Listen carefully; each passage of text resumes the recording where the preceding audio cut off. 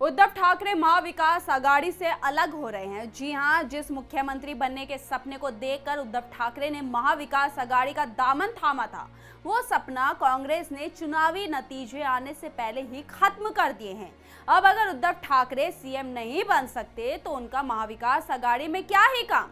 और अब तो खुद कांग्रेस ने ऐलान भी कर दिया है कि वो उद्धव ठाकरे को मुख्यमंत्री नहीं बनाएंगे। सीटों पर तो कोई बात ही नहीं हुई है, बस कांग्रेस ने ऐलान कर दिया है कि उद्धव ठाकरे को सीएम नहीं बनाएंगे। आखिर पूरा मामला क्या है, सब आपको बताएंगे, लेकिन उससे पहले आयोन भारत को जरूर सब्सक्राइब कीजिए। नमस्कार, मैं मंजू रुधियाल और आप सभी का स्वागत है आयोन भारत में। दरअसल महाराष्ट्र विधानसभा चुनाव में महाविकास आघाड़ी और महायुति के बीच कड़ा मुकाबला है। दोनों ही गठबंधन बिना मुख्यमंत्री चेहरे के चुनाव लड़ रहे हैं।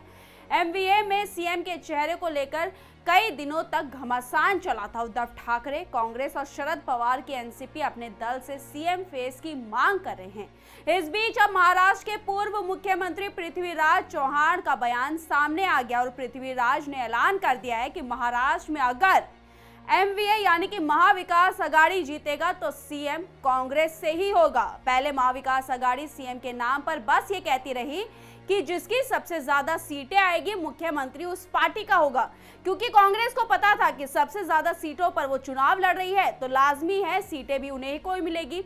और कांग्रेस ये बात इसलिए भी बोलती थी क्योंकि कांग्रेस महाराष्ट्र में 288 सीटों में से 103 सीटों पर चुनाव लड़ रही है। शिवसेना उद्धव 89 सीटों पर, एनसीपी शरद पवार 87 सीटों पर चुनाव लड़ रही है। महाविकास आघाड़ी में कांग्रेस सबसे ज्यादा सीटों पर चुनाव लड़ रही है। ऐसे में कांग्रेस मान बैठी थी कि वो सबसे ज्यादा सीटें जीतेगी, लेकिन अब सीटों की बात छोड़कर कांग्रेस ने ही ये ऐलान कर दिया है कि सीएम बनेगा तो कांग्रेस पार्टी का ही बनेगा।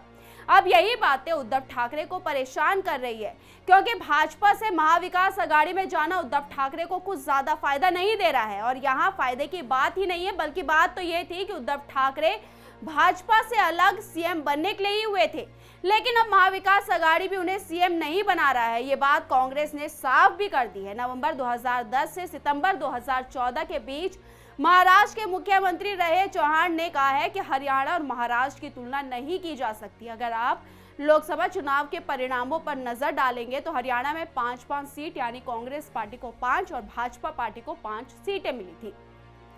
लेकिन महाराष्ट्र में लोकसभा चुनाव के नतीजे 65% महाविकास आघाड़ी और 35% रहा है। दोनों में ही बड़ा अंतर है। जबकि चौहान ने नरेंद्र मोदी के एक रहेंगे तो सेफ रहेंगे वाले बयान पर भी तंज कसते हुए कहा कि बीजेपी अब ऐसा बयान इसलिए दे रही है क्योंकि वो हताशा और घबराई हुई है।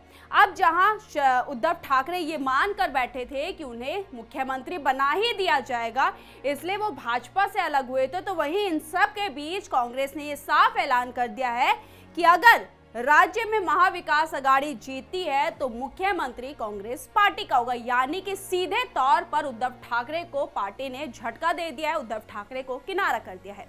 इस पूरी खबर पर आपकी क्या राय है? अपनी राय हमारे कमेंट बॉक्स में जरूर लिखिएगा और इस वीडियो को ज्यादा से ज्यादा शेयर कीजिए। धन्यवाद।